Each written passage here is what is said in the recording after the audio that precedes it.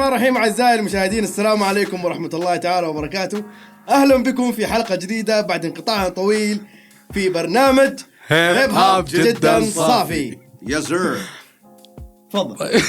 بس خلاص بس هذه. زعلان؟ لا انا بشوف الدخل الحين توقعت زعلان ما يبغانا يستفتح. زعلان.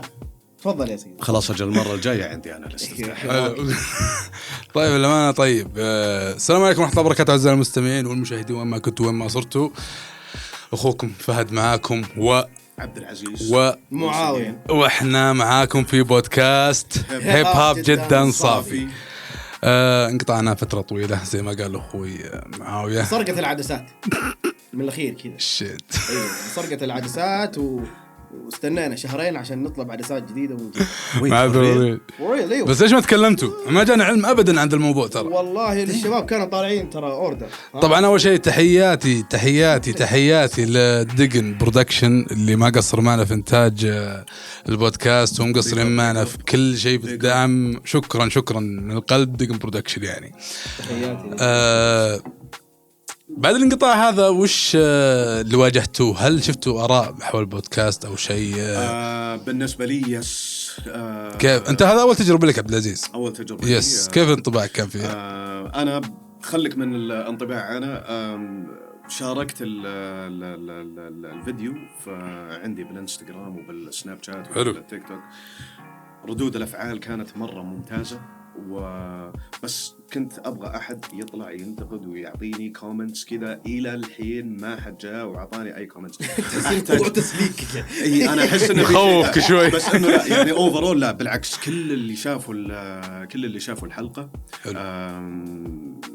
عجبتهم الفكرة، عجبتهم النقاشات. شكرا لكم أنتم، شكرا للشباب دقن. بدون هذا التيم المرتب والمتناسق أبدا ما كنا بنوصل للنتيجة. وإن شاء الله أن الحلقات الجاية بتكون أفضل وأحسن والمواضيع بتكون متنوعة فيها أكثر. ومعليش أن قطعنا، لكن إن شاء الله بنرجع لكم أفضل وأقوى إن شاء الله. Let the games begin. يس. معاوية، السؤال اللي لك يا برو، أنت بياخذ رأيك بعد الانطباع اللي واجهته، بما أنك شخص طلعت بمجال التوك شو ودخلت الحين في بودكاست أو لازلت على ما أظن في التوك شو أنت ناوي ترجع. بس أعطينا انطباعك. اللحظات اللي صارت معك. يس. ترى هذا كان يعني أنا ما كنت متوقع إنه ممكن يوصل كذا يعني. فصراحة أنا استغربت، وصراحة يعني باللي صار.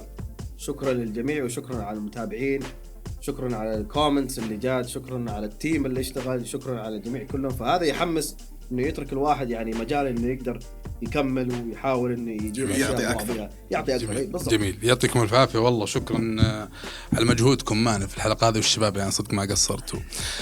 الموضوع اللي بنتكلم عنه اليوم اكثر شيء تقريبا في احداث صارت في الصين العربي في مصر. في طبعا تحياتي للصين المصري واخواننا الحبايب في جمهورية مصر العربية. صدق يعني أكبر تحية لكم وحب كامل.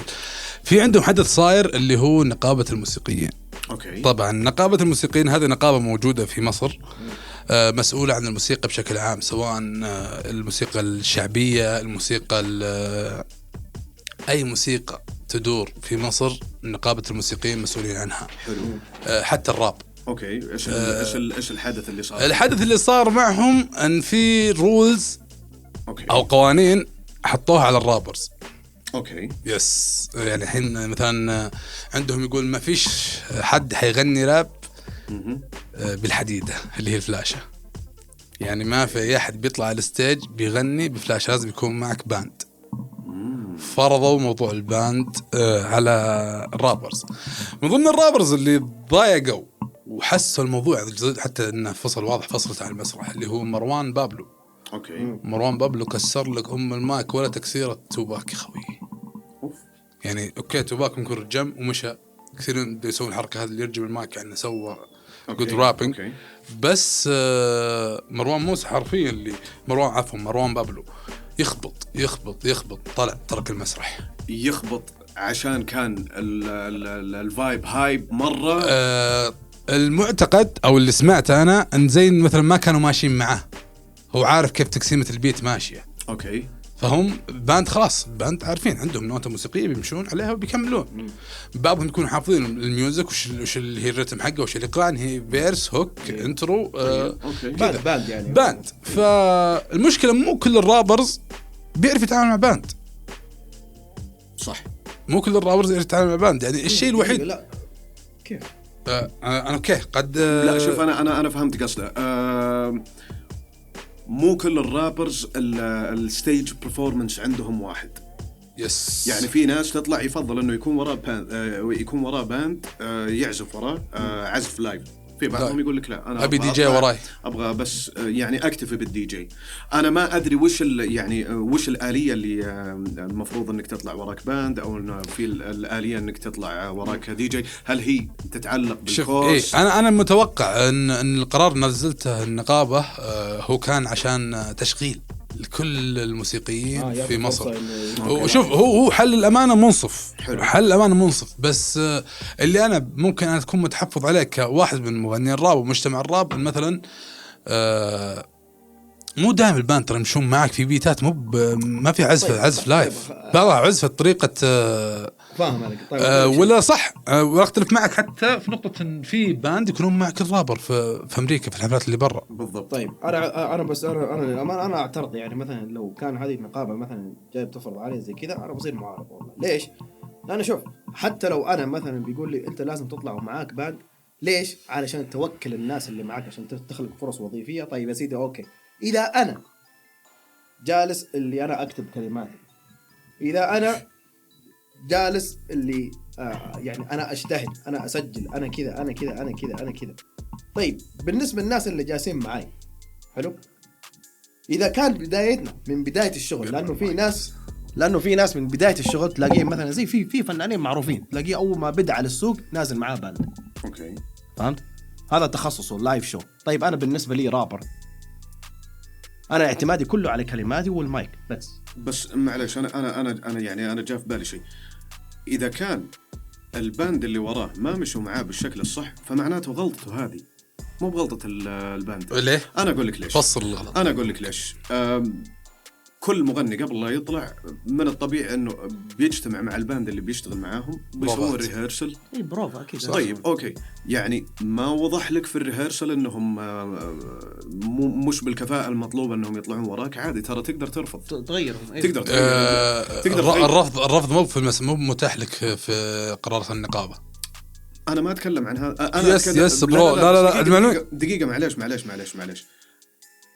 أنا الفنان، أنا اللي بطلع أغني، أنا لي الحق إني أنا أختار الباند اللي يطلع وراي، مو أنت تجي تجبر علي. أوكي أنت أصدرت القرار هذا، أنا معاك، متفق معاك 100%. جميل. حلو، بس برضو أنا يحق لي أنا أرتاح مع الباند اللي أنا بشتغل معه، زي الرابر مع البرودوسر. مو كل الرابرز بيمشي مع كل برودوسر. صح. فتلاقي لما أنت تجي تجتمع مع البرودوسر، يا أخي يمكن تختلف معه. أنا هنا في ناس أجلس معاهم على أساس إن نسوي شغل، بس لما أجي أسمع الشغل حقه ما يتناسب معي، فمن الطبيعي اني على طول بوقف.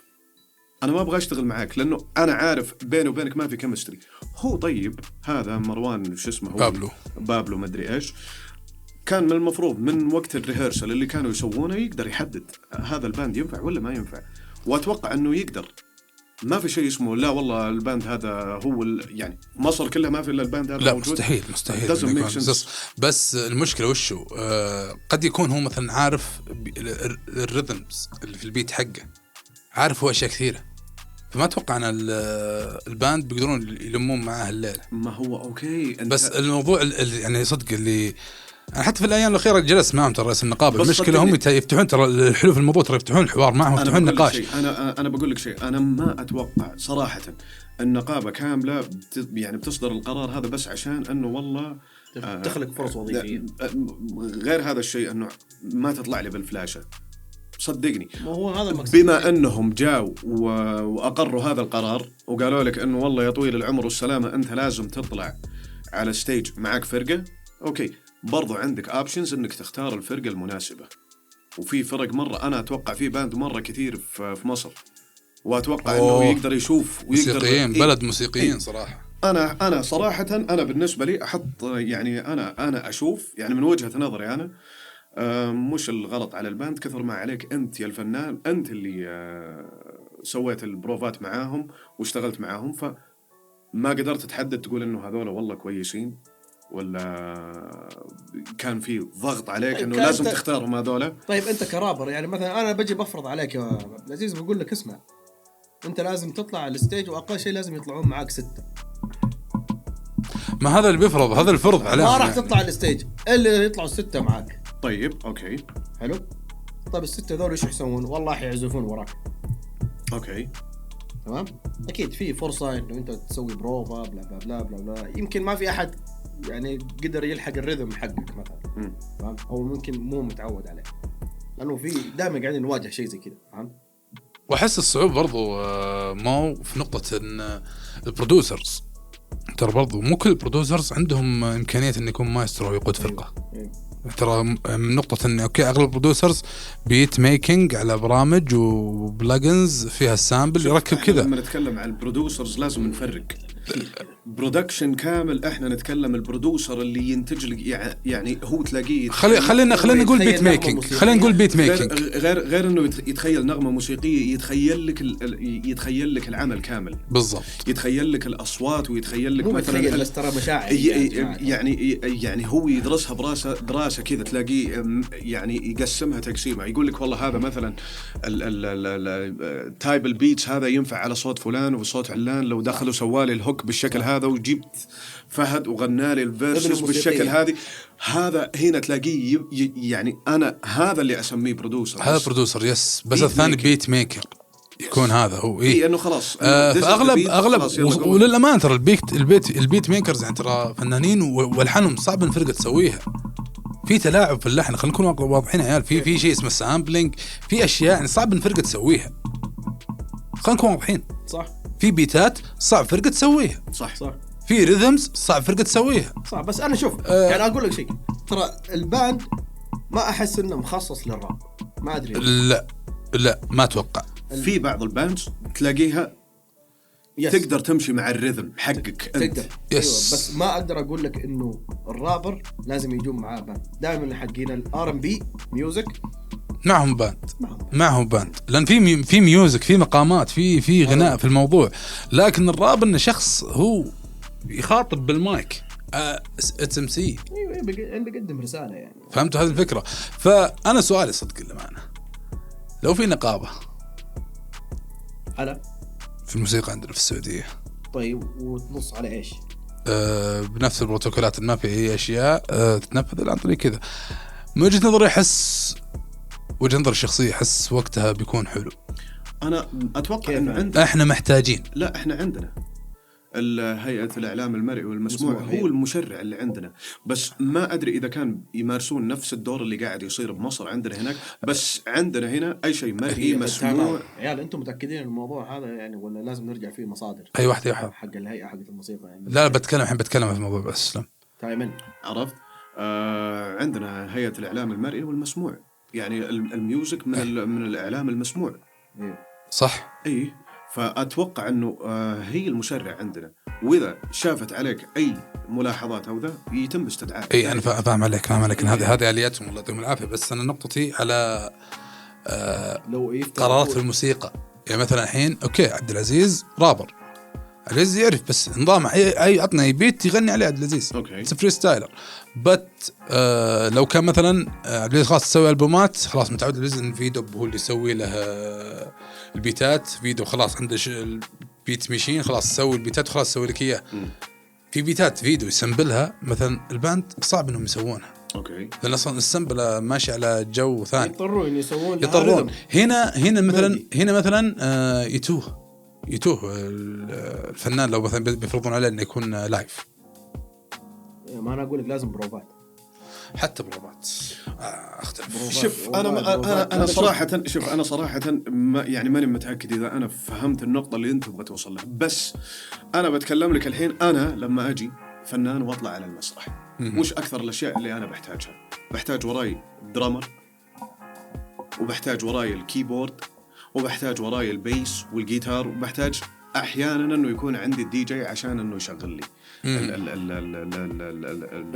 الانسترومنت اللي انا بغني عليه. حلو.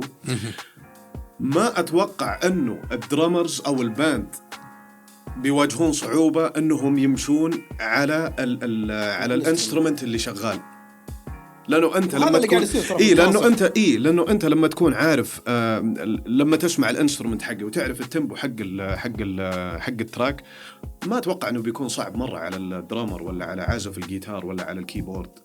ابدا ما اتوقع انه في صعوبة. ما في صعوبة. الانسترومنت اصلا هو ما فيها صعوبة. في الانسترومنت عندك، عارف التيمبو حقه، صح، تقدر تمشي معي. There is no excuse. بس تدري شو ترى يعني لا تتوقع انه كل الانسترومنت ميوزيشن اللي بيعزفوا على اي آلة انه ممكن يعني يتجانسوا معاك في اي ميوزك انت ممكن تخش فيه. لانه شوف انا your vibe. لا ترى برضو لا انا بادر في ذهني شيء. wait a minute, your vibe is not like his vibe بديهيا. let me tell you something. انا بقول لك شيء. أنا خلني أرجع على هذا بابلو يغني. أنا قد سمعت له جوينت أو جوينتين كذا، هو نيو سكولر صح؟ يسمونها إيجيبشن هيب هوب. إيجيبشن هيب هوب، بس النمط حقه راب بإيقاع مصري. نيو سكول نيو سكول أوتوتيون وكذا. يس. خلنا ناخذ المقارنة هذه. أي أحد الحين بيطلع مثلا من الألحان الجديدة هذه النيو سكول تايب ميوزك، من الطبيعي انه بيكون صعب على الباند انهم يمشون معه، لانه الرhythm حق التراك مختلف. لكن لو تجيني تطلع لي مثلا ذا روتس على ستيج، لو تطلع لي جاي زي، لو تطلع لي مين، لو تيجي تشغل لهم اي شيء، خلاص الباند خلاص عارفين الرhythm حق الاغنيه، فتلاقي ما عندهم مشكله في يسمعوها قبل كذا الرhythm حقها يتماشى مع الباند. يعني عادي ممكن يوم ميكست، لان لو تشوف ذا روتس كيف يطلعون ومع أي أحد، يعني كل أحد يجيب ذا روتس ويطلعون وراه they perform live، وما صارت هذه المشاكل أبدا. لكن التايب حق هذا اللي بمصر ممكن كان مختلف على الباند، ما عرفوا يتواكبون مع توليف. هو عبارة عن موسيقى عبارة عن توليف. تعرف مع توليف؟ يعني ناخذ مثلا كيك بروكلين على سنير مرواس، إيقاع المرواس. فهمت الفكرة؟ فهذه هي النقطة، يعني أنهم يولفون أكثر من شغلة.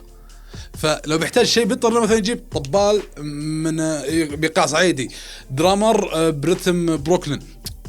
هي شوف ترى يعني إصدار بيك إيشو دقيقة بس، ترى يعني هي ترى مي مشكلة كبيرة مرة، يعني إنه الرابر بيطلع معاه باند ولا لا. يعني كل الأحوال إتس ميوزك، بيقدر يلحق، بيقدر يسوي، بيقدر كذا. بس ولكن قرار النقابة نفسها إنه أنا أفرض معاك شخص فوق الستيج عشان أخلق فرص وظيفية، تمام، هو قرار كويس، ولكن يحتاج إنه ينظر شوية في يعني في موقف الفنان، إنه كونه إنه هو شخص مجتهد. إيه بس يعني هم ما يحدونك على باند معين. خذ الباند هذا غصبا عنك تاخذه وتطلع. لا ما تاخذ الباند هذا. أيوة يعني اللي ناسبني أخذ، اللي ما ناسبني لا ما عندك حرية الاختيار، تقدر تروح وتختار وتشوف الباند المناسب معاك اللي يتماشى معاك بالشكل الصح. كون باندك حتى. يس كون باند. يس.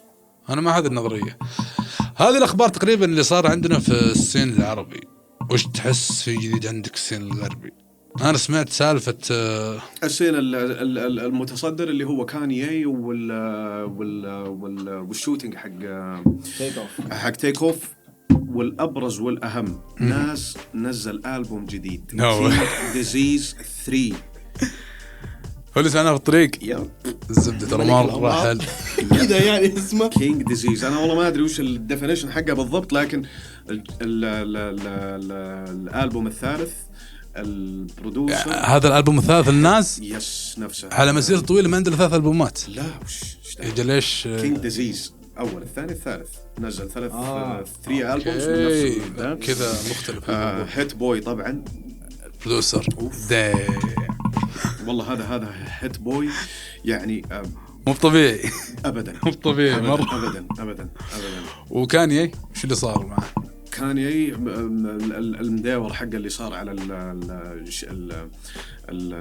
الميديا اليهوديه وات الميديا اليهوديه، وطلع وتصرح وتكلم وسوى. فعلى طول العالم شوف كانيي، انا دائما اشوف انه دائما يحب يسوي طيب تايم اوت بس نقطه كاني. انا سمعت مصطلح وش الميديا اليهوديه بس كمون مان I don't know about this. انت تعرف انه امريكا الشركات كل اي وش مشكله كاني بالضبط؟ انا اوكي سمعت الخبر، سمعت مصطلح مسمى جماعه بالنسبه لي جديد.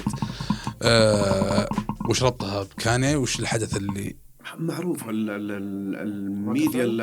الميديا الأمريكية يعني اليهود مسيطرين عليها، وكل أحد عارف هذا الشيء، بس قلة اللي كانوا يتكلمون عن هذا الشيء. يعني تلاقي أي أحد يتكلم عن وكان قدح طبعا.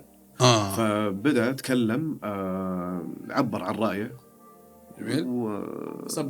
سبب جدل. هو دائما يسوي جدل، لازم هذا ميزته. دائما يسوي جدل. دائما أنا صراحة أنا أستنتجها من عقلي كذا. ما أدري إذا هو يسويها يعني بقصد، أنه دائما كاني لما يجي بيعلن عن شغلة قريبة بيسويها، مثلا ديزايننج أو ألبوم أو يسوي بروباغندا قبلها، يسوي قبلها شيء، يسوي البروباغندا هذه، يرتفع الترند، خلاص يبدأ الماركتينج. أنا دائما أشوف، أنا صراحة يعني ما تعمقت وقريتها، لكن أنا دائما أحس كاني يسوي نفس الطريقة هذه دائما. لاحظ قبل أي ألبوم ينزل الكانيي تلاقيه مسوي قبلها مصيبة، مرة يترشح، مرة مسوي قبلها مصيبة، يفجر الميديا في العالم يتكلمون عنه. ينزل الألبوم فجأة كذا، أو ينزل لك إصدار جديد الشوز ييزي مثلا، أو في ديزاين whatever، يعني he's going يعني to do يسوي هذه this is كاني. أما شو اسمه يعني، هذه أنا بالنسبة لي اللي أشوفها يعني أبرز 3 take off about shooting. شو السالفة؟ نفس صراحة يعني أنا اللي شفت يعني المقاطع الفيديو اللي شفتها مختلفة من هنا ومن هنا ومن هنا ومن هنا. كلهم كانوا يتكلمون إنه دايس جيم، وصار في كذا disagreement وصار الشوتينج ومات هو. لكن أنا بالنسبة لي أحس إن الموضوع يعني more deeper than that. يعني it's not about يعني دايس. يعني أنا أتوقع إنه سالفة الدايس واللعب صار في اختلاف بينهم وما أدري إيش. مو تحس الموضوع نفس لا لا السؤال نفس الموضوع، تحسه نفس اللي يصير مثلا في الاستيلاء على الولايات والمناطق، زي مثلا قد حكيت لي عن جيمس برينس، انه مثلا الرابر داخل عندهم مثلا ما اخذ منهم زي الابروف انه يدخل في المنطقه، يجردونه يصفونه، يصير اي شيء مثل هذه النقطه. مش الجلد، هل يكون هذا شوف يعني لو بتسمع كثير في الاغاني ترى اغلب المغنيين كانوا يتكلمون عن هذا الشيء. يعني تلاقي مثلا زي سنوب دوغ ذا جيم دائما يتكلمون انه لما يجون الرابرز من ولايات ثانيه عشان مثلا يقضي اجازه مثلا فور 1 ولا 2 ويكس مثلا عندهم في لوس أنجلوس، او انه بيطلع بيسوي برفورمينج ولا بيصور مشروع جديد. لازم يمر على الدكه حقت العيال. غير انه في دكه العيال، لا في كذا يعني رولز وريجوليشنز لازم يعني تتبعها. في ناس في مجموعات تروح يعني خلينا نقول انه تسوي يعني تاخذ بروتكشن من عندهم. بيجي سمولز لما جاء يعني قبل لا يصير الطلق اللي بال97 كانت في الكريبس هم اللي كانوا مسوين للبروتكشن. بيج سموك بيج سمول يس.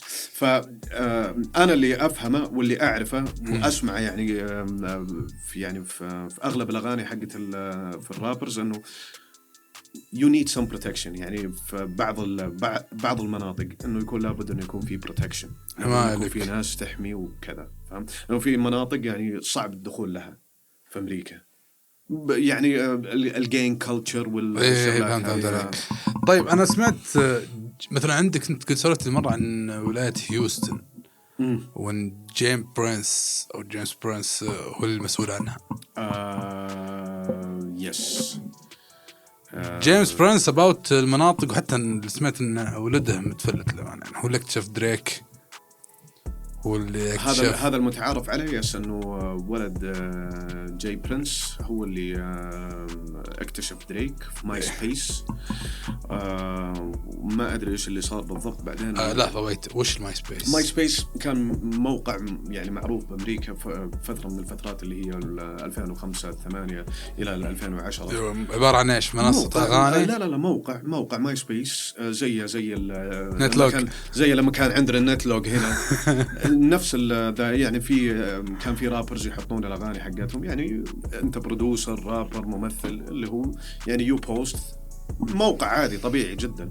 فولد جاي برينس اكتشف دريك، ومن هنا يعني بدا يطلع. ولده اتوقع هو عنده زي العصابه او اسمها ماب تايز، فهم اللي كانوا معطين البروتكشن للميغوز قبل لا يصير الطلق هذا. اوكي. لا لهم ربط في الاحداث اللي صارت مع تيك اوف. يس، انه اليوم اللي قبل لا يصير الطلق والهذا كان كويفو وولد جاي برينس ومعاهم اثنين كانوا طالعين يتمشون في هيوستن والوضع حبي والامور سنين. اليوم الثاني صار فيه you know what it is. يا ساتر. فالكلتشر عندهم هناك مختلف، يعني الكلتشر هناك مرة مختلف يعني الموضوع مرة جدي، مش يعني زي عندنا مثلا احنا هنا انه يعني it's just a music. لا، هم هناك عندهم يعني more business يعني it's for real، يعني people die.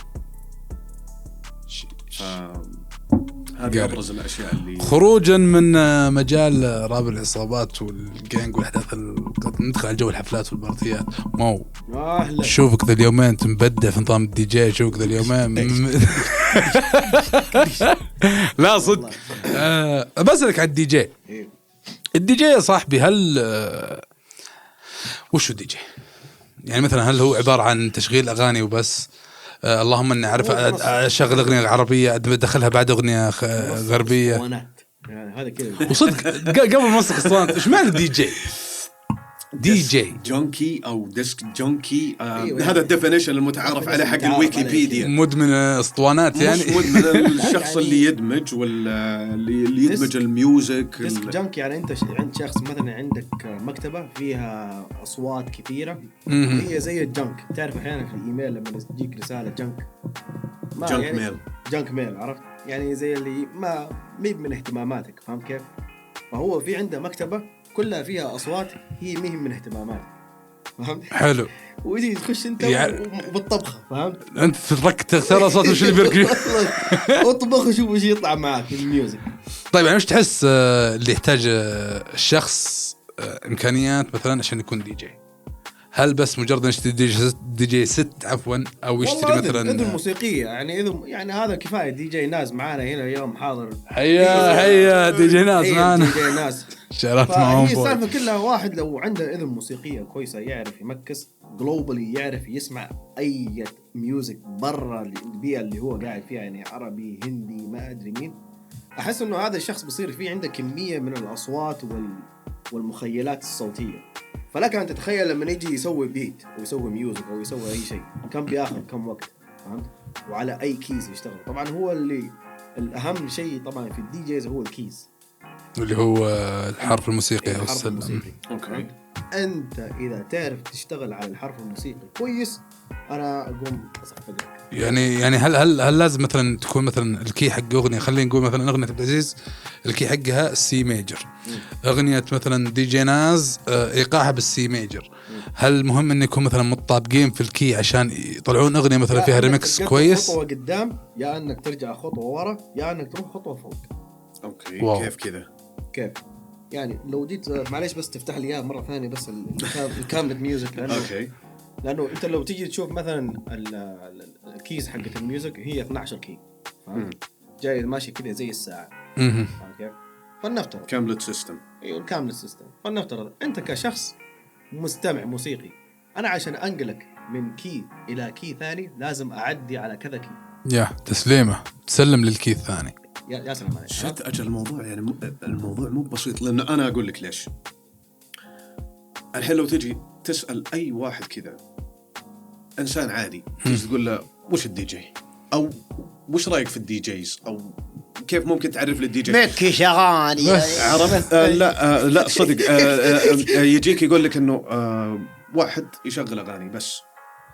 هذا ترى معظم مفهوم هذا المنتشر يعني. انه بس خلاص انه يجي ويشغل الاغاني وخلاص وانتهى. السماعات معاه ما ادري وش ثقافه الجهاز اللي في يده اللي هو بالضبط. دي جي ست. يعني تعرف انه الدي جي ممكن ترى يلعب في نفسيه المستمع. كيف؟ يس والله صدق ترى. كيف؟ انا شفت أنا أقول لك حاجة. تفصل بحفله يعني مثلا تشغل لهم. لا يا اخي شوف احنا بشر ما عندنا الا لغه واحده بنقدر نتفاهم عليها اللي هي الاصوات. تمام. طيب لو فلنفترض انا اعطيك صوت معين واقول لك وش يجيك احساس من يوم انك سمعت الصوت هذا. في ناس تقول لك يعني جسمي يوقف، في ناس يقول لك والله احس مثلا اسناني صارت ما ادري كيف، في ناس يقول لك والله لا صار لي في طنين في الاذن. فهمت؟ في نوع من النشاز معين ترى في ناس بالنسبه لهم شيء مره قوي زي حقين الترانس، فهمت؟ او زي حقين مان الدوب ستيب. انا اسف لكن حقين الوابل هذول اي لا مان يعني زي هذا الدوب ستيب انا كذا اشوفه كذا يعني احس موسيقى تصويريه تصويريه. لا انا اصنفها موسيقى تصويريه. هو عباره عن نشاز، ولكن في ناس تحب النوع من النشاز من الموسيقى. فتخيل النشاز هذا ركبوه على الكيز فصار كيز بالنشاز. فهمت؟ يا خوي وشوف اقرب واحد شو اسمه هو دي جي شاكيل اونيل. ايش؟ شاكيل اونيل أيوة. دي جي ايوه لاعب السله نازل بدي جي يا عيال 3 ساعات والله اني هذا ما في اسطوري. هذا اللي طاعت اشغل العالم معاه طالع انه بيطلع من كي الى كي كلها بالنشاز حق الميوزك هذا. طبعا في تايب من الناس انهم يحبون الشيء هذا. فهمت؟ فانت يعني اذا انت تعرف كيف تشتغل على الكيز كويس فوق هذا انه انت مثلا لو كان عندك اذن موسيقيه كويسه، لانه اغلب الناس تقول والله اذنه حلوه. لا هي مش سالفه كذا، السالفه بكل سهوله انه والله انت اذا انت تعرف تشتغل على الكيز. هل لهم تصنيف؟ كيف يعني مثلا في انا برودوسر لما انا ما اصنف دي جي برودوسر او كومبوزر اسمه نيكولاس جار اللي يتعامل مثلا باشياء محيطه من حوله. يعني نظام البيتات اللي مدتها ساعه ساعتين 3 فجاه في نص البيت يعني قاعد اسمع صوت يصب بيبسي في كاس اللي وات فجاه مدخل لك قط وتنادي اللي هي وين بتروح. شوف كل برودوسر عنده الطريقه حقته انه يقدر يستوحي الاصوات اللي هو يحبها او مثلا يشوفها غريبه ويسوي منها ميوزك. انا احس انه اللي يتكلم عنه انه كيف انه قاعد يعيشك الوضع معاه. عرفت؟ يرسم لك الفكره كان يحسك بالمحيط اللي حوله. يعني انت قاعد تسمع تحس انه والله هذا قطوه شاطفه تلاقي قاعد يصب له مشروب قاعد يكلم بالجوال وجواله يدق زي كذا. ايش بيكون شبكات غريبه اسلم.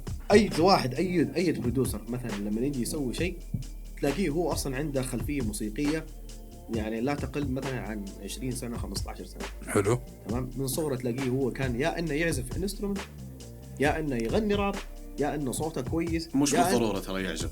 مين؟ انا اقول لك شيء كبرودوسر مش بالضروره يعزف. مش بالضروره يعزف. انا اغنيه بومب ذا فاليوم انا ترى كل البيت شفتها البيت هذا اللي انت تسمعه السامبل والدرمز وال ترى كلها انا يعني كلها تجميعتك. لكن حط لي الجهاز قل لي اشتغل عليه. طيب انت ما خليتني اكمل. فانا كنت اقول ايش انا وش كنت اقول لك ان كل برودوسر عنده طريقته معينه انه يخلق. في ناس منهم اللي كان يعزف، في ناس منهم اللي بس قاعد طول حياته يسمع، في ناس منهم كانوا منشدين، في ناس منهم كانوا بريك دانسر. فانت كل واحد فينا عنده خلفيه موسيقيه. صح في عنده حس موسيقي. انت عندك حس موسيقي. لما تيجي تسوي البيت حقك انت بحسب الخلفيه اللي هي عندك الموسوعه حقت الاصوات اللي نسميها جنك.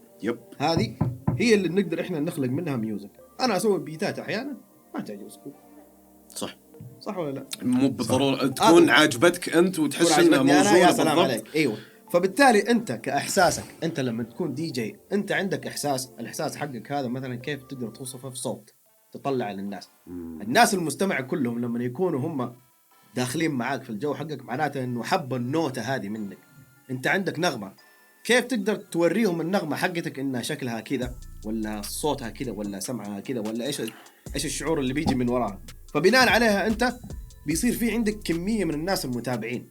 لما اجي اقول لك والله مثلا ليش دي جي فلان احسن من دي جي فلان، ما في شيء اسمه احسن، هو كل واحد عنده شعبيه معينه، صح، فهمت؟ ولكن الاغلبيه بتلاقي انه هو النوتة حقته هي اللي ضابطه مع 3/4 العالم. شوف تقدر تتخيلها انه اوبن ماركت حلو، وكل برودوسر او دي جي عنده محل، انت تدخل تشوف وش اللي يناسبك وش اللي اذنك تستصيغ. لا انا من وجهة نظري يعني واللي احس ان اكثر قابليه انه ممكن شخص قوه في انه يدخل في المجال، حس اللي يسمع كثير. يعني انا اعرف لك الامانه مصور اسمه مالكن، اوكي. احمد المالكي. احمد المالكي كان مصور ويصور مودلز وشغال ادمي، فجاه رحت انا جده اصور في مسلسل، قاعد تعذرني في الاستديو. على بالي بروح استديو تصوير، حتى البست بروح خلاص تطلع بصورتين وخلص. لا الادمي مدخلني في استوديو ميوزك. حلو. الادمي داخل بحماس ما قد شفته في اي برودوسر شفته في حياتي حرفيا.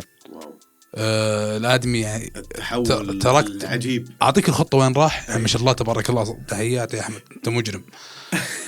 احمد لا صدق انت بوريك وين كيف نزل. انا رحت له قلت تعرف عشان تقدر تسوي كوردات تدمجك ثلاث، اعطيه الفكره حقت البيان وكيف انه يقدر يطلع كورد او معزوفه. اوكي. سوى الليله، عزف كل شيء. انا خليته حتى ما قلت ما نبقى لك سنه، خليته كم شهر. فجاه الادمي في الميدل بيست. واو ويت انا ما خلصت هنا يا خوي، انا ما خلصت. بعد ما خلص من الميدل بيست تومورولاند. الو انت وين رايح؟ وين بتوجه بعدين؟ يعني صدق في ناس تجيهم لذعه، ومع اللذعه حقتهم هذه تجيهم ويف، موجه، فتسلك معاهم. مصدر قوه في الويف. مصدر قوه في الويف. هو والله صدق صادق يعني. صدق يعني ضرب الامانه اسطوريه. تحول مره عملاق. انا هنا اللي خمت، حتى كثيرين يعني ابراهيم باشا ظهر سمع عنه، كثيرين تكلموا عنه، اللي هي كان مصور هذا نذكره شلون صار ميوزيشن. ويقول لك شيء كنسل التصوير اللاعب. والله اذا لقى والله كنسل التصوير حرفيا. حاليا هو يعتبر من التوب ميوزيشنز والدي جيز في السعوديه. مع اني ما اعرفك بس ولكن تحيه لك يا خالد. لا ضروري صراحه. احمد المالكي ما قصر صراحه في اللي قاعد يسويه. فبرضو حتى باي ذا واي ترى فيه دي جيز عنده قاعد يشتغلون في بنات ظهر كوزمي كاتس او راج. انا بقول لك شيء. انا احب يعني اني to take this moment. يلا عندك. ويعني to give بيعطي شكر one big huge shout out to my homeboy DJ Ash. مشعل. تحيات دي جي آش. listen خلني اقول لك شيء. هات. انا اتذكر مشعل قبل لا يبدا في الدي جيينج. اوكي. ايام كنا نقعد في سكان جامعه كان وزاره الخارجيه. كان very basic مرة، بس اللهم كذا أشياء جدا بسيطة، وأتذكرها قسما بالله العظيم كأنه أمس، وأتذكرها قدامي. وقال هذيك اليوم قدام العيال، قال أنا إن شاء الله، والله إن شاء الله أنا راح أكون واحد من أكبر الدي جيز عندنا هنا. صار أقسم بالله العظيم. شوف أنا اشتغلت مع مشعل يمكن أكثر من مرة على الستيج. ما شاء الله. يس هو اشتغلنا معه في هاوس اوف نيون اي ثينك. يس مشعل. شوف مشعل الباشن اللي عنده ترى أقسم بالله العظيم للي ما يعرفون الولد مشعل فيه شغف وفيه انرجي ياخذها معاه وين ما يروح. حلو. قد اشتغلت معاه على ستيج. احيانا مشعل صوته يطغى عليك لما يجي يتكلم مع الجمهور. صحيح. لانه عنده الكونتاكت مع الاودينس مره قوي. عرفت؟ قوي. عنده الميزه الثانيه انه لما يجي يدرس المكان ويعرف هذول وش يبغون. يعني انا اتذكر مره كنا رايحين حفله عيد ميلاد. حلو. قسما بالله العظيم أن الميوزك اللي شغلها ذيك اليوم يعني خلت المكان يطامرون إلين الساعة 2 الليل بدون تعب. ليش؟ عارف المايند سيت حق الموجودين هنا وخلاص وبدأ يشتغل عليها. درس نفسيته. فبيج شات اوت صراحة بيج. ويعني والله مو بقصورا يعني في الدي جيز اللي عندنا هنا بس بيج شات اوت تو ماي هوم بوي دي جي اش. I love you dog. والله توقعت اللي بيقول لا والله اش صراحة من الدي جيز اللي بيج ريسبكت له يعني حرفيا. وميزة برضو ما ذكرتها عن مشعل، لو انت رابر والدي جي اللي معك مشعل ما يخليك لحالك. في اليوم ذا منزل صدق ما لاحظت مشعل ما يخليك لحالك. لو على طول حط الفيديو جيت كذا ناظرته قلت له listen let's do it again. والله let's do it again يعني. اي والله لا بيطلع فيه لمانة الشغل. لا ما شاء الله يعني ما شاء الله عليه يعني. وإحقاق الحق بعد العزيز ترى برضو في ناس عندك هنا برضو شغالين دي جي ناس عندك راج عندك في رابط في دي جيز كثيرين قاعدين يشتغلون يعني يطلعون ويسوون. وفي ناس على طار الأخبار والأحداث اللي قاعد تصير في الظهور الأشياء. سمعتوا عن مرواس؟ يس سمعتوا عن مرواس؟ يس مرواس تقريبا يا أخوي أنا أقول بداية العصر الذهبي قد تبدأ من هذه اللحظة. بدت أو يس I'm telling you 22 استوديو يا أخوي. الموضوع يعني أنا لما شفت البوستس وشفت المبنى حق مرواس وش فيه أنا سكت. عرفت اللي كذا قلت أوكي شيء ايوه إيه أوكي. شوف تدري ليش؟ لأن أتوقع شوف مو بتوقع لا مش توقع عفوا. إحنا فترة من الفترات كان عندنا شركات محددة هي اللي مستحوذة على السوق عندنا. بالضبط يس حلو. ولا هم قاعدين يعطون الألوان الثانية. مو هم قاعدين يعطون فرص للتالنتس الثانية. بالضبط. فنون ثانية ما كانت تستقبل صح؟ ما كانت تستقبل ما كانت تطلع. خلاص يعني محددين لهم شريحة معينة. في استوديوهات ما تستقبل إلا الشيلات. لا في استوديوهات صدق ما كانت تستقبل إلا الشيلات. بغض النظر عن إيش لكن لما تجيني تشوف لي الشركة الفلانية والشركة الفلانية والشركة الفلانية هي تقريبا 3 شركات المعروفة عندنا. يس حلو. مركزين لك على أشياء محددة وأسماء محددة 3 ألوان بعد ما تتغير. خلاص أنت الحين خلاص يا أخي في عصر جديد. في عندك تالنتس جديدة. في عندك يعني كلر جديدة أشياء جديدة. في أدمغة. في ناس تفكر جديدة. خلاص عط الفرصة. ليش أنت محتكر لي السوق على النوعية هذه أو على الأشخاص هذول؟ لأن في فلوس. بغض النظر يا أخي فلوس أتفق. بس لا معليش دقيقة. شوف خلني أقول لك شيء. لما شفت هذا يعني لما شفت مرواس على طول أول شيء جاء في بالي كذا قلت لا قعدت أقول إنه everything عندنا هنا من دي جيز من برودوسر مصورين مغنيين ملحنين whatsoever كلهم بيحصلون فرصتهم هناك. يس حسيت أنا هذا النقطة. وبعدين يعني it's huge man. جدا يعني صدق أنا حتى يوم يعني شفت الشعار والموقع يعني تخيل انك مثلا معليش تغني في الاستوديو تنزل تغني في الستيج قدام الناس دايركت خلاص من باب المكتب على انا اشوف عمرو دياب جاء زار عمرو دياب سهم حتى وش قال لك يعني قال كلمة قال يعني زي اللي هذا شيء خطير مرة. ان الكواليتي اللي انا قاعد اشوفها هو نفسه مستغرب منها. ما كان عندنا ابدا. ما كان عندنا. تدري ايش النقطه برضو ولا قطع واردك بس النقطه اللي عندهم وصدق هي اللي بتعمل فرق اداره الفنان. عندهم خانه اداره الفنان يا خوي بشكل رهيب. يعني شوف كثير فنانين عندهم افكار حلوه لكن تنقصه الخبره او مثلا يعرف كيف عنده حقوق ملكيه فكريه عنده احد يقدر يدافع عنه. لا هذه شركه الحين توفر لك مثلا أنت رابر عندك أعمال عندك أغاني خلاص إحنا بنوفر لك اللي يديرون أعمالك بيوفر لك يوفرون حقوقك. صار الحين الكل فنان يقدر يطلع حقه.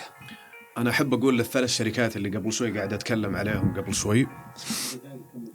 أوكي حلو 10 دقائق تمام حلو. أحب أقول لل3 شركات اللي أنا تكلمت عنها قبل شوي أبغى أقول لهم هيا في أمان الله. you know what I mean. لأنه صدق استحوذوا على السوق فترة خلاص هذا وقته ترى ما حد يعيش زمن وزمن هذا وقت بالضبط خلاص لانه كذا ولا كذا انت حطيح فانت اطلع بكرامتك احسن واترك لا هو كذا كل بياخذ مساحته ان شاء الله والله يا اخي اعطي الناس فرصه يعني لا فعليا لانه كانوا كان مزعج شوي الموضوع مزعج محددين على نمط معين مركزين على عينة من الأسماء هي اللي يتعاملون معاها بشكل دائم. وتدري ايش المشكلة؟ أدائكم سيء، أنتم سيئين. لا كل احترام الجميع الفنون يا برو. ادري ان في فنون ما كان بس بس هم اصلا ترى اللاعبين اللعبه من بدايتها اللعبه ترى مش كويسه يعني ما ينفع ان انت تصير مهيمن على السوق. طيب شوف انا اكون صريح معكم في نقطه يا عيال. انا ممكن احط اللوم في النقطه اللي عليهم هذه ما كان عندهم ثقافه في الامور هذه. كثير منتجين لا نقطتك صحيحه. تدري ليش؟ إيه ما كان عندهم ثقافه يعني ما يدري وش الراب يخاف يطلع في الراب. وصدق لو تكلمنا بفنون ثانيه كل شيء عندنا احنا تجريد مخيف يعني بالفن حقهم. لا بالاعمال اللي هم يسوونها الراب لا تقارنه ابدا بشغلهم هم. لا انا اوريك ليش. اول شيء الراب ما له سوق هنا ما له سوق. متى لا تحاول لا لحظه متى الكلام هذا انا اتكلم من ايام. ايه لان هنا الحين لا سوق. كان سوقنا وين؟ لا شوف دقيقه معلش لا بس خليني اكمل لك. تمام ما كان عندهم سوق. ثاني شيء انه اكبر شريحه اجتماعيه اللي قاعده تسمع النوع من الفن هذا هم محتكرينهم. الناس اللي تسمع اشياء ثانيه انت روح اسمع حل سبيلك مشكلتك. بس ولكن الفن هذا لطالما انه في ناس كبيره جدا قاعده تأيد الشيء هذا فمعناته انا حاشتغل. وبرضه كانوا يخافون ترى من المخاطرات. لا تنسى فيها فلوس يا خوي. انا بقول لك شيء شوف في مخاطرات يعني انا بقول لك شيء وحتى بس اقطع واردك في نقطه. هم جربوا ما نقول انهم ما جربوا ينتجون مع رابرز. بس المشكله معليش على الصراحه ما احسنوا في الاختيار. في ناس اخذوها استحقاق في ناس رشحوا ما كان اختيار مناسب. توفيق من الله. برضه توفيق من الله. وشيء ثاني يا خوي برضه المحتوى. إذا أنت حصرت فنان أو رابر على محتوى صدقني بيتقيد. أنت تكبر كذا. بس برضو لازم تعرف إنه عندنا إحنا هنا في خطوط حمراء ما تقدر تتعداها. بغض النظر أنت فنان على عيني وراسي بس إنه برضو لازم يعني تتبع الأنظمة والقوانين. أنت ما أنت في أمريكا عشان يكون عندك فريدوم اوف سبيتش تطلع تتكلم زي ما تبغى. معليش في مواضيع لابد إنك تراعيها. يا عيال ترى هي الميوزك مبدأها مبدأ إنه إيش ونسني رقص معاوية دقيقة معاوية لا يعني أنا عارف إنه هذا المبدأ حق الميوزك everyone knows this يعني لما أنت تيجي ترمي لي اسمع لا اسمع معليش مو هذا المبدأ الموسيقى لا الموسيقى لغة دقيقة لا معليش دقيقة تعطيني أفكارك ما أبغى أفكارك ذي أنا ما أبغى أسمع لي أفكارك. لا معاوية معليش دقيقة عطني نقوم نمشي. لا بس أنا وراك ثاني شيء. لا بس خليني أوضح لك النقطة يا أخي. الحين الفكرة منها إنه لا يعني لازم تتبع يعني ما تتعدى الخطوط الحمراء هذه. لازم يعني أنت في دولة لازم يعني تحترم الأنظمة حقتها. أنا وش اللي أتكلم عنه أنت ما خليتنا أوصل فكرة. أنت على طول هبيت يا أخي. هات هناك عندهم الوضع مختلف. الشركات الكبيرة اللي قاعدة تمسك الفنانين الوضع عندهم مختلف. احنا ما عندنا ماركت هنا. احنا ما عندنا ماركت هنا. فلما يجي هو يقول لك انه ما عندنا فعليا ما في سوق حرفيا ما في سوق إلى يومك هذا. ترى السوق جدا ضعيف يعني. ترى أنا لو أشوفها السوق عندنا يمكن 1 ولا 2% ترى. صح. بس برا عندهم هناك السوق يمكن 75-80% منافسات يعني يعتبر ثاني أو ثالث أكبر دخل عندهم هناك في الولايات. بالضبط الموسيقى طيب صح. إحنا ليش ما عندنا هنا الوضع شتات؟ ليش شتات؟ لأنه ما عندك شركات ما في كومبيتيشن. لما تطلع لك الشركة الفلانية والشركة العلانية ويمسكون ويصير في كومبيتيشن بيصير في كومبيتيشن في منافسة بين الشركات. أبغى أجيب مجموعة الفنانين أبغى أطلعهم بحط فيهم بسوي بفعل. لا الشركة الثانية لا يا حبيبي تعال هنا يصير في كومبيتيشن. لما يصير في كومبيتيشن هنا يصير في ماركت. طيب. وبعدين غير كذا كل الميوزك اللي عندنا سواء الراب العربي أو الإنجليزي اللي هنا عندنا في هذا ما يعرض في الراديو ما يعرض في هذا. يعني أبسط الإيمان يا أخي اعرضها بالراديو. يعني شكرا إذاعة جدة ألف ألف وميكس اف ام ما قصروا. إذاعة جدة يعرضون الأغاني حقت يعني ينتقون أغاني ويعرضونها كل جمعة في البرنامج حقه. بالضبط. يس لو يصير عندنا هنا مثلا في بعض القنوات الفضائية اللي عندهم برامج في الراديو ويصيرون ينتقون الأغاني ويعرضونها في قناة الأمانة عشان حقق الحق.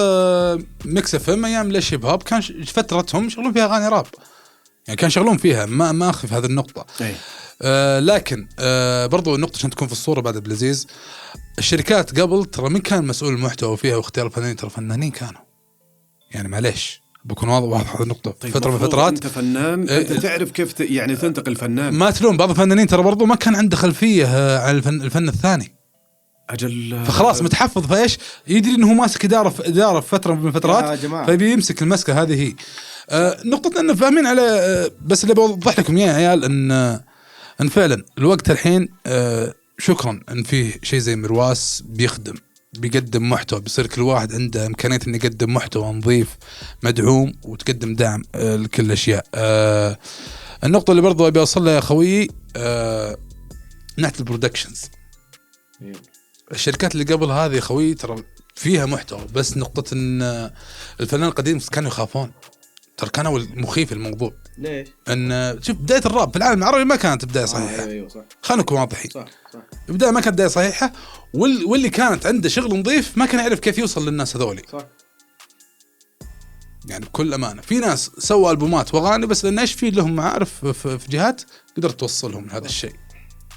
فهذه النقطة اللي أنا بس اللي بوصل لها في حوارنا. لا إحنا يعني أتوقع الماركت بيصير عندنا يعني مرة عملاق زخم، بس في زخم مش على صعيد الميوزك فقط، ترى حتى يعني في الفيلم ميكينج في كل الجوانب. يعني عندنا المخرجين وعندنا هذا بدأت الأفلام السعودية تطلع تنافس. سألني يا خوي أنا اللي في المجال ذا. يعني السين عندنا قاعد يتغير، الاندستري عندنا قاعدة على قولتهم قاعدة تكبر، الثقافة قامت تتنشر. بالضبط. هو المقصد إنه إيش، إنه صارت السعودية الحين يعني معروفة دوليا، يعني تسمع دائما إنه في ناس تتكلم إنه تقول لك صارت السعودية ترند الحين، الترند العالمي اللي صاير موسم السعودية. وإيش فيه؟